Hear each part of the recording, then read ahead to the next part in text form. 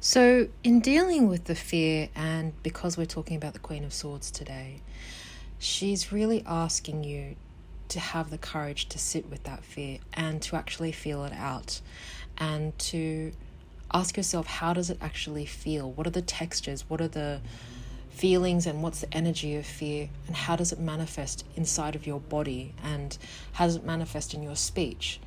If this is something that you can do, then imagining it and seeing how edgy it is and seeing if there's something beneath it is really powerful, and it's a wonderful activity to do.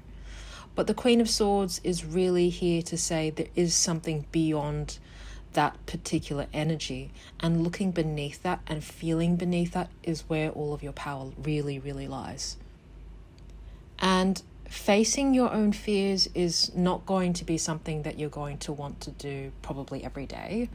And there's a time, there's a place. I know that it's not always practical, especially when you're driving along a freeway or if you're talking to your kids.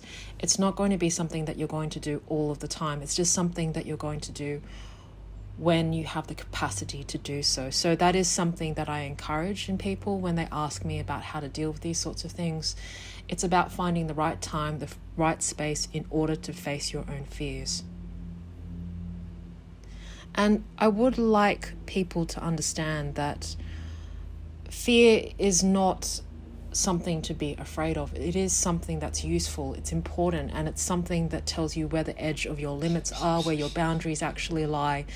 And it is a really powerful energy. It's a powerful it helps you to get into a really safe space. It lets you know when you've crossed a boundary, or perhaps when you've gotten to a place that's not right for you, it's too dangerous. If you have mental health issues, it lets you know this is where your boundary is. So fear in and of itself is actually quite useful. So I think that's all I have to say about fear for now. I know it's a really big topic and I could probably go on about it, but I think that's where I'm going to be stopping for now.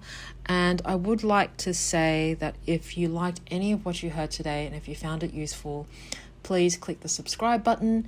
And I do talk about these topics on my blog if you're interested. Check it out on foxandmoontarot.com. I've got my website up, and I will see you later. Ciao, bye.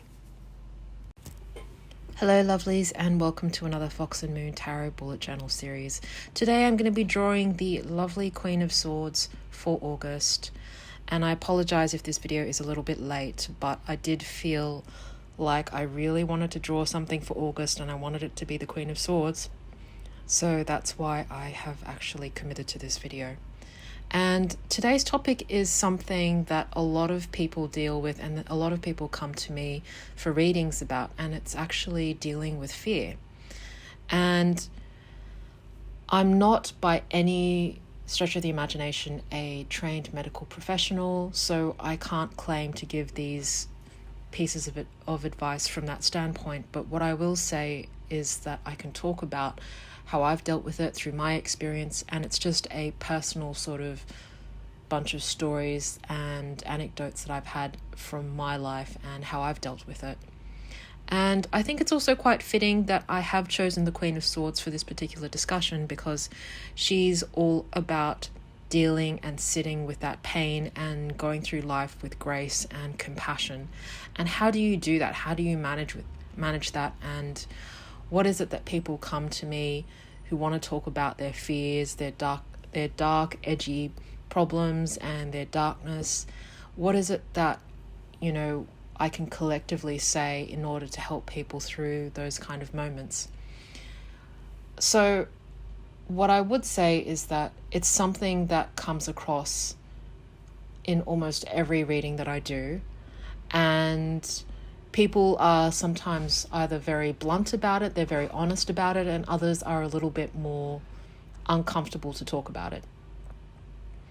So with fear, it tends to manifest, in different ways at different points in your life, but sometimes it's a feeling of inadequacy, it's a feeling of not being good enough, it's a fear of perhaps you won't get the promotion that you want, or it could be more serious in terms of, what if I don't live long enough to see my children get married, or You know, these fears are, all of them are legitimate, and they're all totally fine to have. And I would say the Queen of Swords, when it comes up in a reading, and the reason why I've drawn upon her today, is really a reminder of, you know, the kind of grace and courage that you can call upon when these moments happen. And she's sort of a reminder of saying, look, you know, it's possible to be able to be reasonable, to be rational, to be logical, and to sit with the pain all at the same time. And even though the Queen of Swords that I've drawn here is quite pretty and she's quite picturesque, there is an element of understanding and logic beneath her veneer, which I think is something that I try and get across to people when I read for them, when this particular card comes up. So in terms of dealing with fear and the tarot, and what I can say is legitimately to people is that fear is something that's like an energy, and it's something that just, it's